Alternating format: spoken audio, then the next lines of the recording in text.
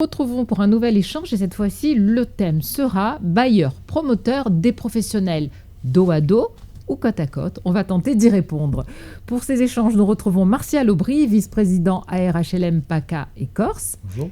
Fabien Persanti, président régional Pôle Habitat FFB. Et enfin, Pierre-Alexandre Pernaut, président de la délégation territoriale varoise de l'OIP et vice-président FPI Provence en charge du Var. Alors, Bonjour. Messieurs, que pensez-vous de cela? On va peut-être commencer avec vous, Fabien Persanti. Dos à dos, côte à côte, ces bailleurs promoteurs, qu'en pensez-vous? Alors, je dirais déjà dans un premier temps dos à dos.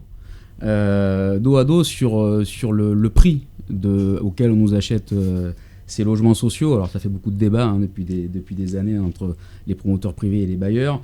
Mais pour donner des chiffres, quand on est dans les Bouches-du-Rhône, on achète le logement social aux alentours de 2 400 € le mètre carré. Les Alpes-Maritimes, on va jusqu'à 2008. Et dans le Var, en moyenne, on est à 1850. À savoir que le foncier dans le Var, je ne pense pas qu'il soit moins cher que dans les Bouches-du-Rhône. Et pour nous, en fait, la problématique, et il est là le dos à dos, c'est qu'on fait des opérations avec des logements sociaux où on est en perte sur ces logements-là. Donc, ce n'est pas viable. Voilà, ça pour moi, c'est le dos à dos. Donc pour ce sujet du prix, vous êtes dos à dos. Voilà. Après, le côte à côte, je dirais, effectivement, on le sait très bien, il faut produire du logement social. On n'est pas contre. Nous, les promoteurs privés, nous ne sommes pas contre. Ce qu'il faut, c'est qu'on arrive à avoir un équilibre financier et pour pouvoir sortir des opérations. Et il y a une autre problématique où là, je pense je suis certain qu'on est côte à côte, c'est sur les petites opérations immobilières. Je l'ai dit souvent, les petites opérations, les problèmes qu'on a, c'est qu'on a très peu de logements sociaux. Et les bailleurs ne sont pas intéressés ou ne veulent pas nous prendre les logements sociaux. Et donc, quand je dis petites opérations, c'est des opérations de 20-30 logements où on a 5-6 logements sociaux à produire. Et je les comprends que c'est difficile de prendre des logements sociaux dans les petites opérations pour pouvoir les gérer avec des cages communes, avec tout ça. C'est quelque chose d'assez complexe. Et nous, ce qu'on fait comme proposition au niveau de Pôle Habitat, ce qu'on veut faire au futur présidentiable, c'est de leur proposer une solution où on pourrait, nous, promoteurs privés, proposer de l'accession sociale, que l'on commercialiserait nous, bien sûr avec toutes les règles de l'accession sociale qui existent déjà, et que ces logements sur les petites opérations, moi je dirais de moins de 10 logements, puissent compter dans les quotas de la loi SRU, ce qui permettrait aux communes de faire sortir ces petites opérations. Et là, on parle encore de relance économique. Parce qu'une opération de 20 logements, si on n'arrive pas à trouver un équilibre, elle ne sort pas. Et à ce moment-là, c'est toute une économie qui s'arrête. Absolument. Alors, je me tourne vers vous, Martial Aubry. Dos à dos, côte à côte. Peut-être répondre déjà sur le dos à dos au sujet des prix. Voilà, Elsa, tout à fait. Alors, le dos à dos sur le prix, ça, c'est une vision, effectivement, qui est la réalité. Mais la réalité aussi, c'est que depuis une douzaine d'années, où les bailleurs sociaux ont commencé à collaborer étroitement avec les promoteurs, on a livré dans le Var plus de 10 000 logements sous ce régime-là. À ce que j'en sache, personne n'en est mort. Alors, c'est vrai que les circonstances évoluent, les prix augmentent, ça a été l'objet de nos débats d'aujourd'hui dans d'autres tables sur les prix de matières premières. On n'est pas fermé à discuter, à regarder la réalité des choses, mais il faut quand même avoir ce constat-là. On est côte à côte depuis déjà longtemps et pour l'intérêt général. Après, c'est vrai qu'aujourd'hui, il est clair que le mouvement HLM a pris conscience que peut-être que la production de logements sociaux repose trop sur la promotion privée. Et là, on se rejoint aussi, parce qu'on ne peut pas leur demander, aujourd'hui en PACA, on a plus de 70% de la production de logements sociaux qui dépendent de la production de logements privés. Donc il faut peut-être que chacun reprenne un peu ses métiers. Donc là, on sera dos à dos un peu sur l'accession sociale là pour le coup, parce que je dis chacun son métier, revenir sur des productions propres, bailleurs sociaux, 100% logement social, parce que les élus qui sont soumis à l'article 55 de la SRU ont besoin de produire massivement des opérations 100% logement social, parce qu'à chaque fois qu'ils font de la mixité, c'est très bien, ça dégrade encore leur quota. Donc il va falloir peut-être qu'on travaille dans ce sens-là, et qu'on continue sur les VFA, et on trouvera des solutions. On en a toujours trouvé depuis 12 ans, il n'y a pas de raison que ça continue. Donc c'est se mettre légèrement dos à dos pour être mieux côte à côte, si je pouvais résumer ainsi. Pierre-Alexandre Pernaut, votre réaction, dos à dos, côte à côte? C'est un débat qui est forcément passionnant, puisqu'on échange très souvent sur ces sujets-là, et qui est également complexe. L'objectif, c'est quoi? L'objectif, c'est de faire des opérations à mixité sociale. Et c'est un objectif vertueux.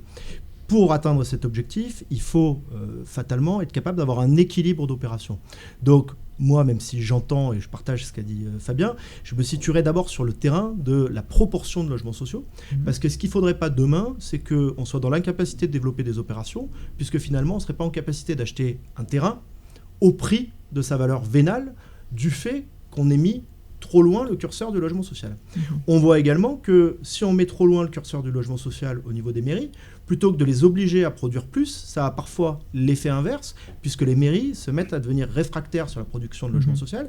Et là, on a un gros problème. Je rappelle quand même 2 chiffres. 49 communes éligibles à la loi SRU dans le Var, désormais 17 qui sont carencées, avec 7 nouvelles communes carencées en 2021. Ça prouve que ça ne fonctionne pas parfaitement. Oui, c'est un effet pervers même. On a appris à être côte à côte, et depuis longtemps, et on travaille très bien avec les bailleurs sociaux, et y compris maintenant sur des nouveaux produits, sur des permis valant division parcellaire également pour aller faire des produits comme du bail réel solidaire. Moi, ce que je pense, c'est qu'on devrait tirer les choses vers le haut en allant peut-être vers une mixité de produits sociaux, comme ça existe, avec peut-être l'intégration d'une part de logements intermédiaires dans le social, s'il répond à la demande, et puis permettre l'accession sociale également, sous toutes les formes, la forme du BRS ou la forme du PSLA, et là je rejoins tout à fait Fabien, ce qui permettrait peut-être d'avoir d'abord une structuration de la mixité sociale meilleure et un prix un peu plus équilibré. Donc ça me paraît hyper intéressant. Et puis pour finir, de toute façon, il faut qu'on soit côte à côte, puisque, comme l'a dit Martial Aubry, aujourd'hui, 30 000 personnes demandent un logement social dans le Var. C'est juste gigantesque, quand on sait qu'on est potentiellement capable, et encore au mieux, d'en produire 3 000 par an. Premier point.